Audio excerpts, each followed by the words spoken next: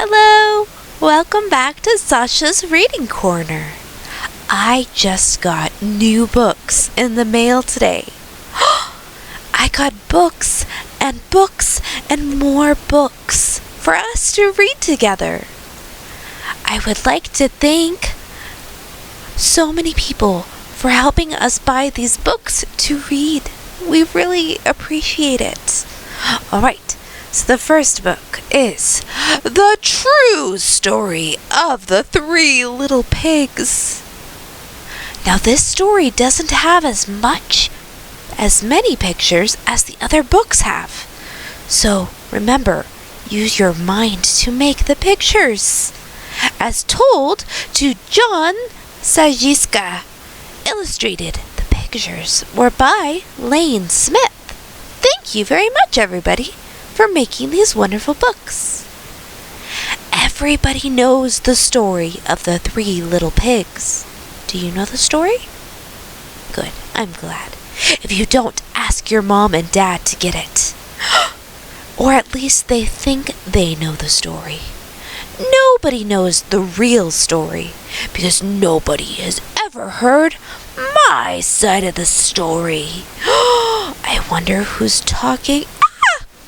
Oh my goodness, it's the big bad wolf. I'm the wolf, Alexander T. Wolf. You can call me Al. I don't know how this whole big bad wolf thing started, but it's all wrong. Maybe it's because our diet.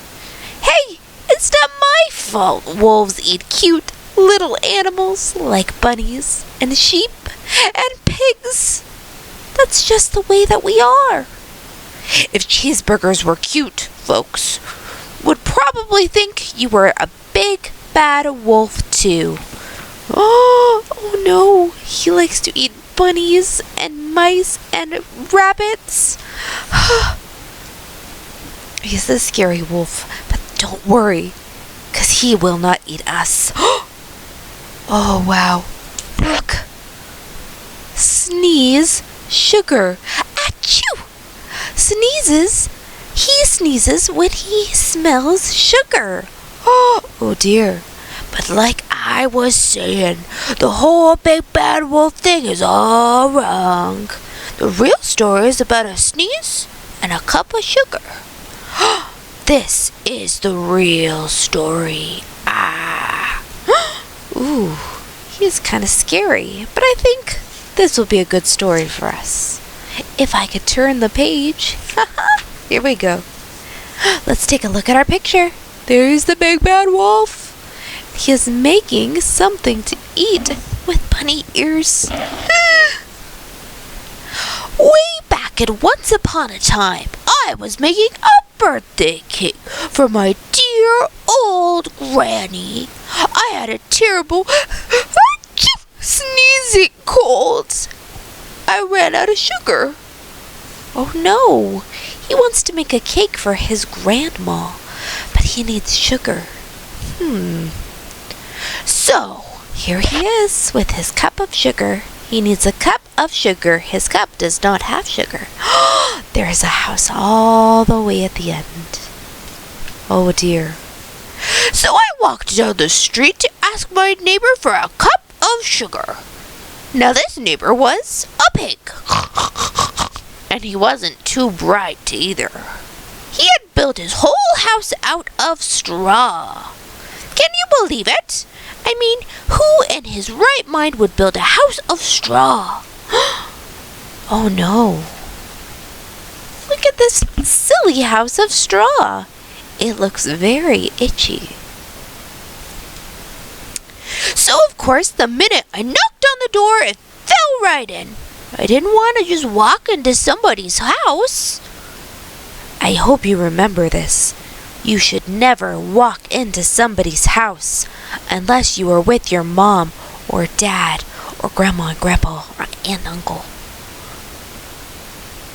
So I called, little pig, are you in? No answer. I was was just about to go home without a cup of sugar for my dear old granny's birthday cake. That's when my nose started to itch. I felt a sneeze coming on. I huffed and I snuffed and I sneezed a great sneeze. Oh dear. Oh dear, oh dear, oh dear, oh dear. He sneezed so big, guys. It was very big. And you know what? That whole darn straw house fell down. And right in the middle of the pile of straw was the first little pig. Dead as a doornail. He had been home the whole time. Oh no. The wolf looks very sad. It seemed like a shame to leave a perfectly good ham dinner lying there in the straw. So, I ate it up. I think of it as a big cheeseburger just lying there. Oh, so he ate it. Oh my goodness. Oh my goodness. He ate the first little pig. Let's see, what kind of house does this look like? Is it brick? No. Is it straw? No. It's sticks. Made of sticks. You can make one in your backyard or at the park. I was feeling a little bitter, but I still didn't have my cup of sugar. So I went to the next door neighbor's house. This neighbor was the first little pig's brother. He was a little smarter, but not as much. He had built his house of sticks. Oh, wow. I rang the bell on the sticks house. Nobody answered. I called Mr. Pig. Mr. Pig, are you in? He yelled back, "Go away, wolf. You can't come in. I'm shaving the hairs on my chinny chin. Look at that, he is shaving. Have you seen your daddy or your uncle or your grandpa shave? Or brother? Their faces? Oh my goodness, that's what this pig is doing. He must be a big pig. I just grabbed the doorknob when I felt another sneeze coming on. I huffed and I snuffed and I tried to cover my mouth, but I sneezed a great achoo. Oh no. You're not going to believe it, but this guy's house fell down just like his brother's. When the dust cleared, there was a second little pig, dead as a doornail. Wolf's honor. That means he is not lying about what has happened. He sneezed, and there was the little pig's little butt. Oh dear. What happens next? I don't know. Are you scared? Don't be scared. This wolf will not hurt us. Now you know the food will spoil if you just leave it out in the open. We know that, right? If you leave milk outside of the refrigerator, oh no, it will go bad.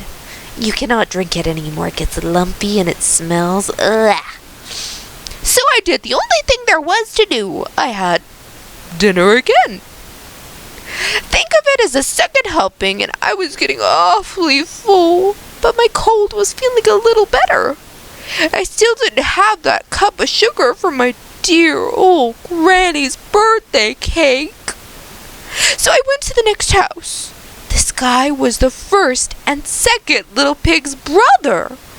He must have been the brains of the family. He was very smart. He had built his house of bricks. Oh, that sounds like a good idea. I knocked on the big brick house. No answer. I called Mr. Pig. Mr. Pig, are you in? And do you know what that rude little porker answered? Get out of here, Wolf! Don't bother me again. Oh no. Talk about impolite. He probably had a whole sack full of sugar and he wouldn't give me even one little cup for my dear, sweet old Granny's birthday cake. What a pig! I was just about to go home and maybe make a nice birthday card instead of cake when I felt my cold coming on. I huffed and I snuffed and I sneezed. Achoo! Once again. Then the third little pig yelled, "And your old granny can sit on a pin." That pig sounds so mean. Look at him in his brick house. The poor wolf just wants to make his granny a cake. Let's see what happens. I wonder what happens. Maybe he is going to eat chicken soup and feel better. Let's see. Oh dear. Now, I'm usually a pretty calm fellow, but when somebody talks about my granny like that, I go a little crazy. When the cops drove up, of course, I was trying to break down this pig's door. And the whole time I was huffing and puffing and sneezing and making a real scene. Oh dear. This is all they saw on the news. Achoo! Achoo! I would be scared of that. Oh my goodness. I think this is our last page. The rest, as they say, is history. The news reporters found out about the two pigs, but I was really full. I had for dinner. They figured a sick guy going to borrow a cup of sugar didn't sound very exciting. So they jazzed up the story with all that huff and puff and blow your house down. And they made me the big bad wolf. That's it. That's the real story. I was framed. But maybe you could loan me a cup of sugar? Oh no. Do you want to give him a cup of sugar? I don't either. Oh my goodness. That sounds scary. Thank you for reading with me. I will see you next time.